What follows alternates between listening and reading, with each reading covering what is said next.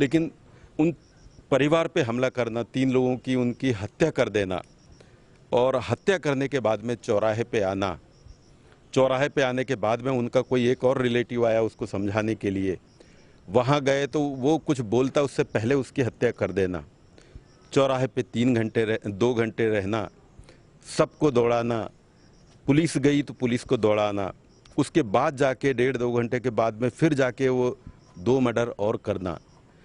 ये एक ऐसी कहानी, और ये इन सब के बीच की बात है। 500 मीटर 300 मीटर के बीच में उन लोगों ने 2 से 3 घंटे हुड़दंग किया।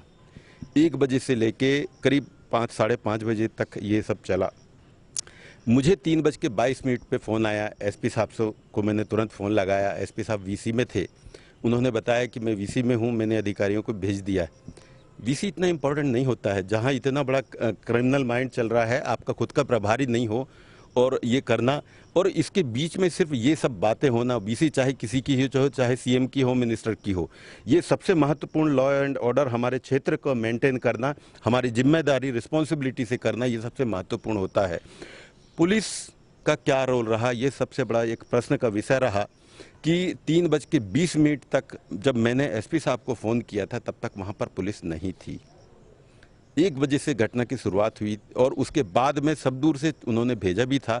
वहाँ पर जो भी उनका पुलिस का अमला था, उनके खदेड़ने के बाद गायब। लॉ एंड ऑर्डर का पूरा जो काम है वो तो पुलिसिंग का रहता है पहली रूप से। लेकिन जब वहाँ पुलिस गई थी तो सिविल में गई थी, बिना हथियारों के साथ गई थी, उसके बाद वापस नहीं आई तो कहाँ गई, क्या किया, ये बहुत व्यवस्था है और जिम्मेदारी एसपी साहब को तय करना पड़ेगा कि क्या है। यहाँ के जो गृह मंत्री हैं उनको संज्ञान में लेना पड़ेगा कि आखिर ये कानून व्यवस्था है, इस पर उनका क्या एक्शन है। इतना जो घटनाक्रम चला 3 से 4 घंटे, उसमें जो माननीय गृह मंत्री जी हैं उनको ये तो बोलना ही पड़ेगा, बताना ही पड़ेगा कि इस बीच में पुलिस का क्या रोल रहा है, उनका क्या कहना है इस पूरे गैप के बीच में। अगर मेरा सीधे तौर पे कहना है, अगर पुलिस अपना काम सही करती थी, कम से कम बाद के जो 3 लोग हैं उनकी हत्या होने से बचाया जा सकता था।